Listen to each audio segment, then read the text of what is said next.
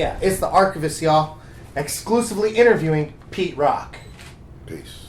And who is the legendary Pete Rock? Chalk Boy Wonder Pete Rock is the legendary hip-hop producer from the group Pete Rock, CL Smooth, so forth, and doing other solo adventures as well as an EP first, 2 Pete Rock and CL Smooth albums, full length, and then after, Pete Rock has put out Pete Instrumentals, Soul Survivor 2, you know what I'm saying, New York's Finest, so forth. And now he's working on Pete Instrumentals 2. He has a Tech and Steel Monumental album dropping June 28th. He's working on 80 Blocks from Tiffany's featuring Camp Low and Pete Rock. Also working on the new Pete Rock album. Also working on Pete Rock versus Premier. Now that's going to be the pinnacle right there. So we can't wait for that. And what did it take to be recognized as one of the greatest hip-hop producers of all time, and what was your strategy? Hard work and passion it took to become who I am today, and the strategy was to just apply myself to what I loved doing, which was making beats. So that's what I did, and the more I did it, the better I became, the bigger I became, and with a lot of help from my friends and family, I became who I am. And number 2 out of the top 50 producers list, very impressive. Tell us more. It's always a good thing to be high on the list, you know. I can't complain at all. I just love doing what I do. I don't really care. I don't really work to be on a list or anything. I just work for the people. That's it. And what were your father's all-time favorite records to help you become a DJ, and what inspired you with his craft, being who you are today? What inspired me was the way he actually taught me how to care for records, you know, how to take care of a 45, and to, you know, go listen out for the best soul singers and whether it's female or male or so forth. Dad was just that person that I could just go through his records and learn, and that's what I did. I did it all on my own. I just learned about what my dad had in his stash. And tell us about being featured on Marley Marl's radio show, WBLS. Nothing like it. I can't even explain how I made it in there somehow, you know, by the grace of God, by my cousin Heavy D, who was like my #1 supporter, who pitched me to Marley Marl, and basically Marley made it happen for me, you know. And tell us your favorite record that you've made and why. My favorite record, of course, is Troy. Why? Because of my homie that passed on, Troy Dixon. You know, shout out to his family, the Dixons. You know, basically, it was one of my greatest songs that I've produced coming out in my beginning of my career. Unfortunately, I was depressed when I made that song, but somehow, some way, God worked with me and helped me make it what it is today. And working with CL Smooth, you came back to Vancouver a few years back. It was one of the hottest shows in history. Well, Share about it. Thank you. You know, CL, we always have a way that we're gonna come across on stage to get the people involved. So you know, we just put our heads together for that. And who is I&I? I&I is a group that I had put together on Elektra Records, which they had a single called Fakin' Jacks. And on the B-side was a song by Robbo called Props, and so forth. And we also put out a remix for that, did a video. Deal didn't work out, but they were still a part of my clique.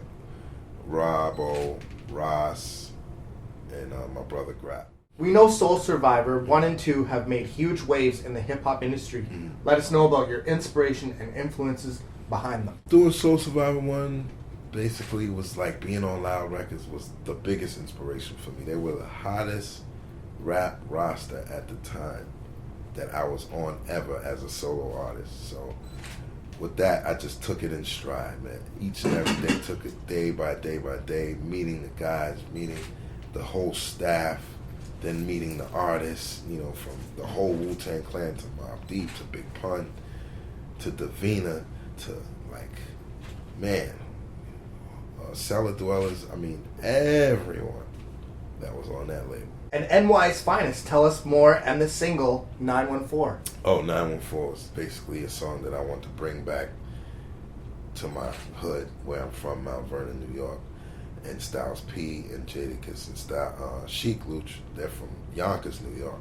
So Yonkers and Mount Vernon is just right next to each other. So we basically came up with the idea of making a song called 914, and I used them to do it, except for Jadakiss, sorry, just Chic Luch and Styles P.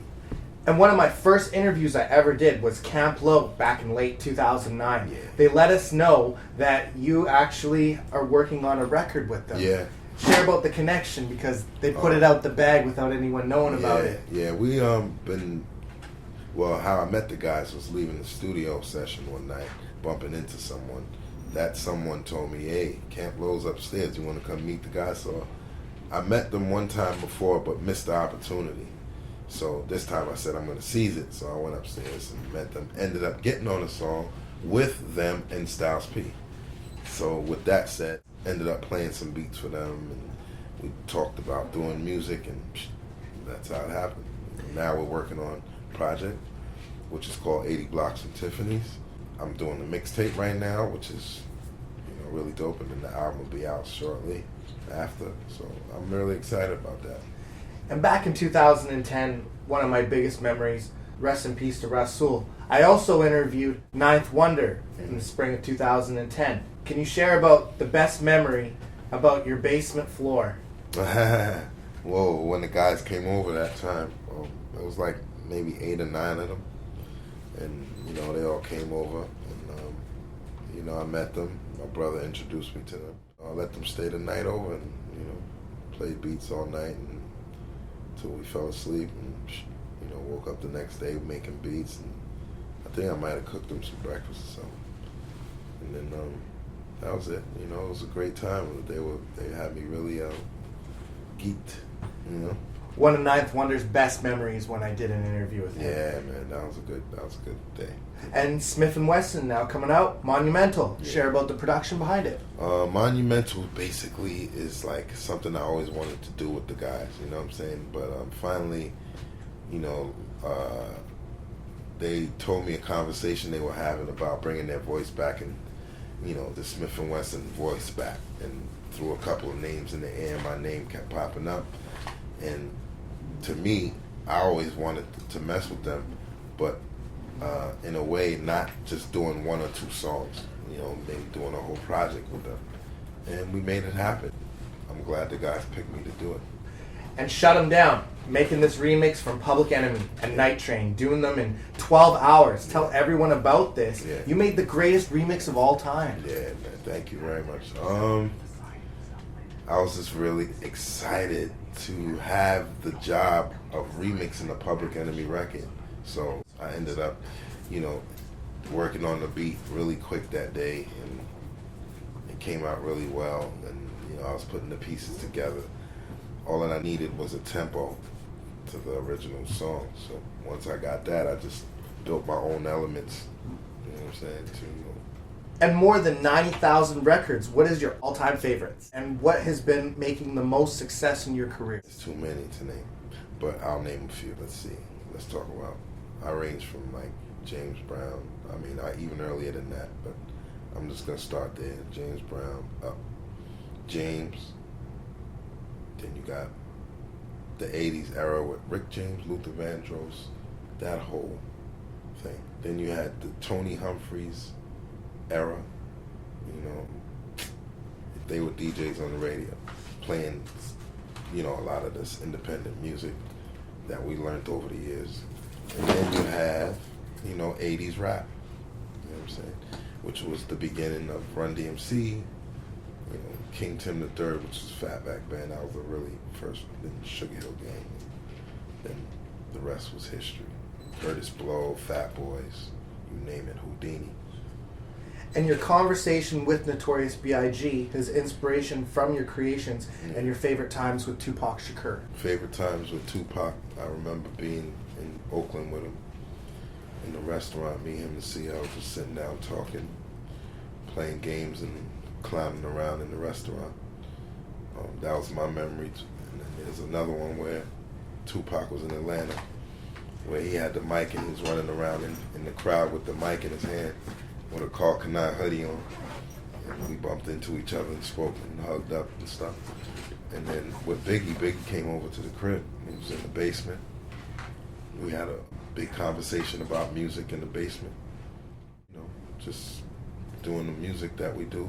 And he asked me to make a beat. I made a beat in front of him. I ended up, you know, doing a remix to Juicy, which was his first project. And biggest crowd you ever rocked? Biggest crowd? Biggest crowd, Japan. How many people?